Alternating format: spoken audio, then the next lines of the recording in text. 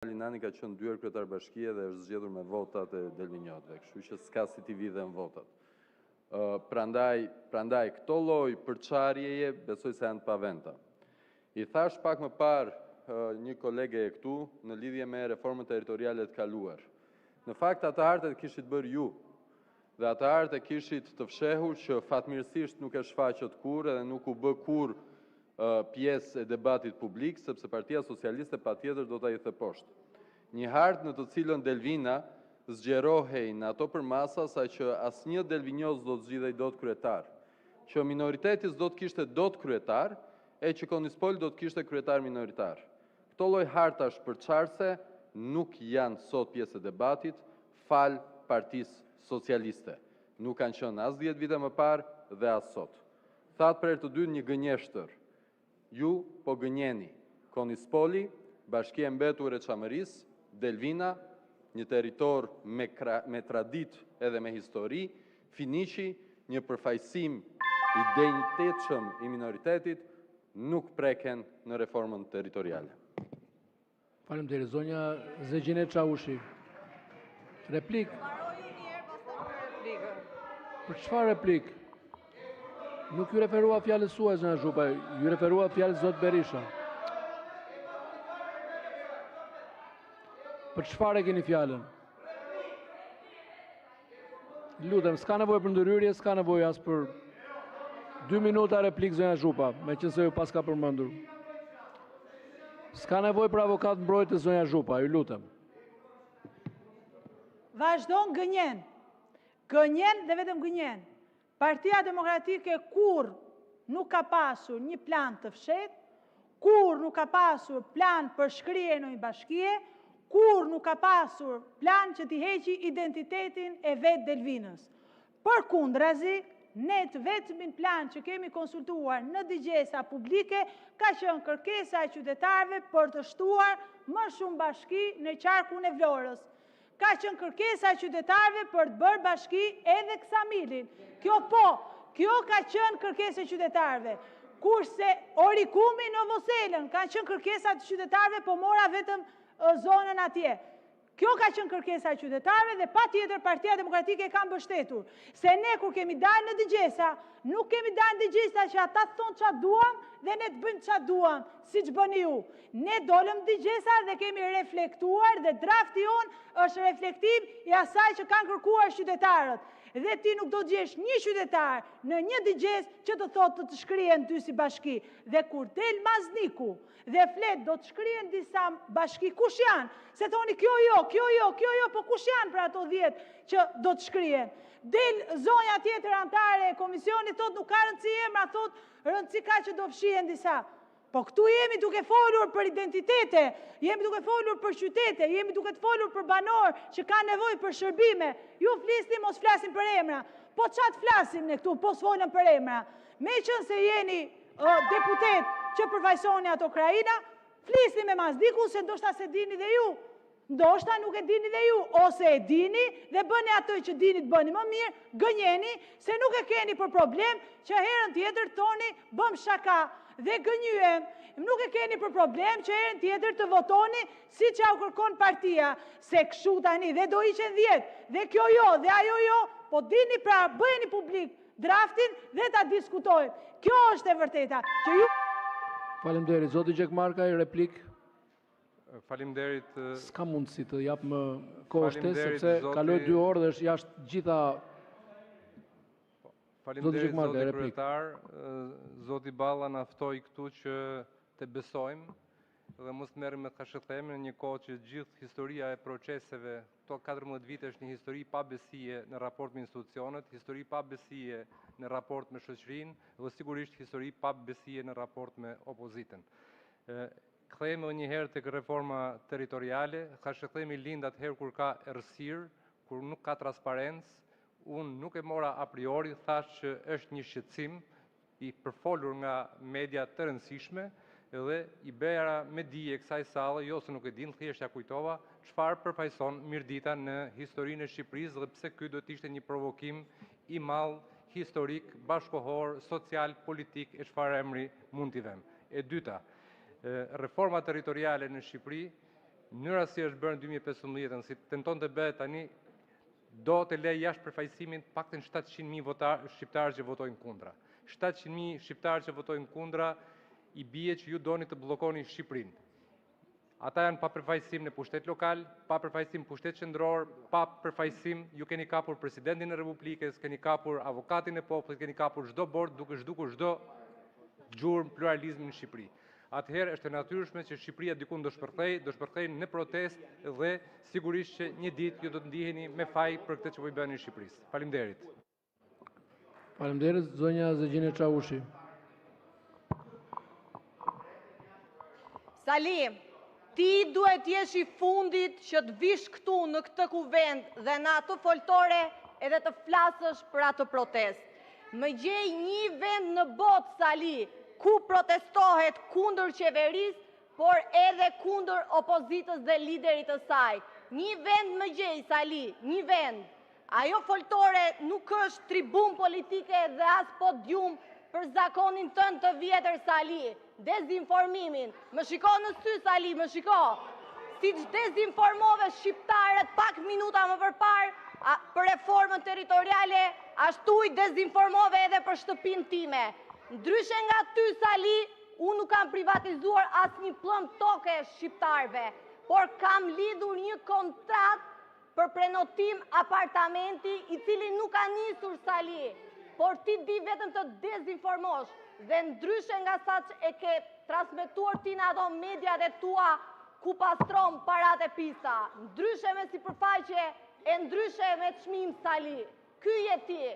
Vetëm një gjë di të bësh, të dezinformosh. Faleminderit. Faleminderit. Zoti Klevis Balliu.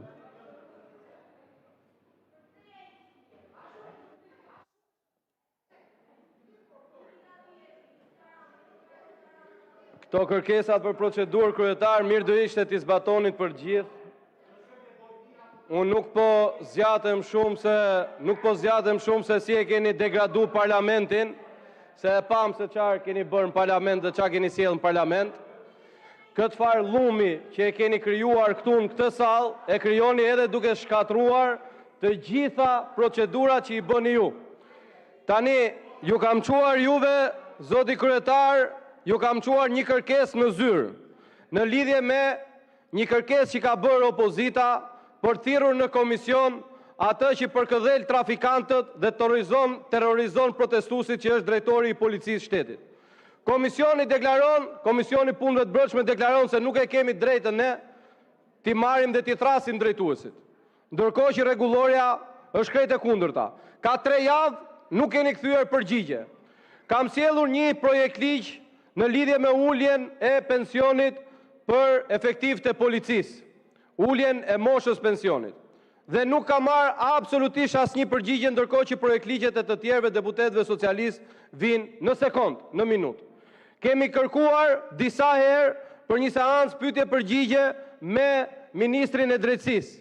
Nuk ka marrë përgjigje, më thënë jo, javës tjetër, dhe kur ju vendosni ta sillni në parlament, është kur unë nuk jam në sallë.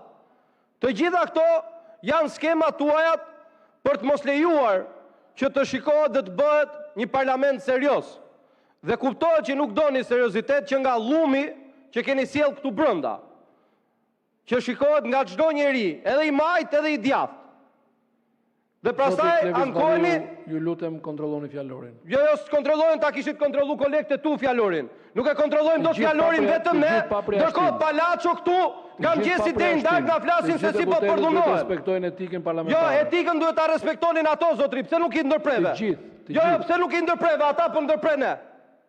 Se kjo është mungesa e seriozitetit që keni ju.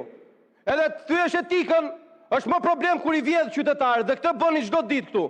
Ju kam thënë në seancë që po vjen një projekt ligj këtu që po bëhet për një person që ishte ligji për Gardën. Ju thash me emër që po bëni ligjin për Simonin, ka lut ligjin, mas 4 javësh firmosët Simonin. Ti si kryetar parlamentit duhet më pyesje, që si ka mundësi, nga e dinit ju, sepse e dinin të gjithë. Dhe nuk të bëm përshtypje fare që parlamenti përdoret për të bërë një ligj për një person. Ju bëni ligje për trafikantët, për interesat tuaja, për vjedhjet e juaja. Dhe çka kërkon opozita?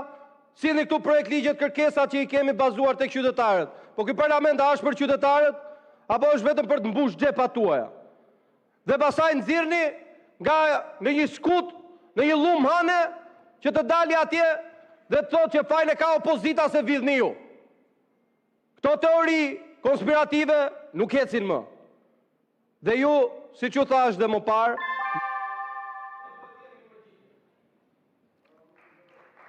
kujdes me pajirin, zoti Balliu. Zoti Luciano Boçi, fjala për ju. Kujdes. Se duhet respektojmë ligjet. Thirrja për pahir është kundër kushtetutës. Zoti kryetar, them drejtën, sot më ke prekur në atë përgjërimin tënd epik për rregulloren, ishe ti që nuk fusje në rendin e ditës, pika që i nështrojnë emocioneve, kërkesave të veçanta, apo iniciativave personale. Se ti e do shumë rregulloren, ti e dashnori rregullores, na e ke bërtitur shumë herë një gjë tillë. Po mirë, kam një pyetje shumë thjeshtë. Meqense e do kaq shumë këtë rregulloren, si mundesh ti të fusësh në rendin e ditës një raport që vjen nga produkti zero i një komisioni?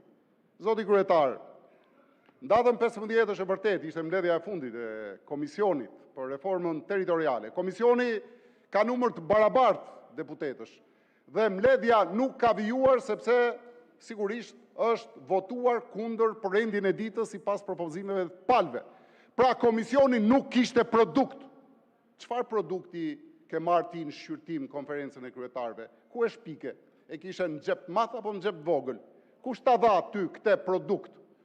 Sepse procedura dhe rregulloria që ti e do shumë nuk ta lejon, zoti kryetar, dhe do japësh përgjigje për këtë. Dhe për më tepër, pjesa e majt vazhdoi mbledhjen çuditërisht. Ku në parlament? I kujt është parlamenti? Parlamenti është i qytetarëve. Sepse mbledhja ndërpritet me njëherë dhe i vut në dispozicion të gjithë kanalet komunikuese gjoja për të prezantuar këtë raport. Kë raport më? Po, zoti Balla, jam dakord, komisioni ka procedurë dhe procedurën e përcakton me projekt kalendar. Kështu vepron edhe parlamenti me projekt kalendar. Nuk është hajde t'i bijem si duam ne, fusim çfarë do lloj. Dhe ky projekt kalendar është dokumenti zyrtar që është i detyrueshëm për kryetarin e kuvendit, sepse është dokument parlamentar i publikuar në faqen e kuvendit, është i detyrueshëm dhe për komisionin. Dhe sipas projekt kalendarit, ne jemi si komision tek pika 4, raundi i parë i konsultimeve dhe dëgjesave publike në 12 qarqe që nuk kanë mbaruar. Dhe komisioni duhet vazhdoj punën e tij me event me institucionet ndërkombëtare, ngritjen e një webfaqe për të pritur propozime zyrtare nga grupi interesi, raundi i dytë i konsultimeve tematike, zhvillimi i sondazhit publik, raundi i tretë për dëgjesa dhe konsultimet karakterit juridik, dhe pika e fundit është po paraqitja e raporteve. Po cilat raporte mo? Nga erdhen këto raporte mo? Kush janë këto ekspertët tuaj? Se komisioni ka ekspert nga dyja palët. Çfarë janë këto ekspertë mbi deputetët? Kë pyetët ju për këtë propozim që s'duhet? Përfundoni fjalinë, ju lutem. Mendimin, sepse është shumë e rëndësishme. Unë nuk e di sa keni mendimin, një fjali. Pyetët deputetët tuaj, asnjëri nuk e di se çfarë do bëhet me territorin e tij. E din ekspertët. Po votat kush i ka marrë? I keni marrë ju apo ekspertët? Kë pyetët mo? Qytetarët pyetët. Ja ku janë kërkesat e qytetarëve për dëgjesa. Keni dhe Konispolin, keni dhe Orikumin, keni dhe Fusharzin, keni këdo këtu që ka kërkuar. Kë keni pyetur? Kryetarët e bashkive, ndëgjesat në qarqe, ne kemi qenë dëshmitar, ishin kundër ndarjes propozuar. Kë keni dëgjuar? Njerëzit tuaj janë kundër ndarjes që ju propozoni. Janë për shtimin e numrit bashkive, sepse duan shërbim dhe përfaqësim. Dhe kjo që po bëni ju është e turpshme. Dali një këtu dhe thoj unë e di ndarjen time. se flisni mund bashkohet Librazhi me Prenjasin. Ku më e gjetët këte shpikje, si do bashkohet, sepse plotsojnë kriteret. Kë kritere ku është diskutuar, ku është aprovuar, në cilin komision. Prandaj, porosia ime është, hiqni dorë nga i raportimi seancën që vjen, se nuk ka vlerë ligjore më. Ti e do rregulloren kaq shumë sa edhe unë Faleminderit, faleminderit. Zoti Balla, replik dhe zoti Bardhi.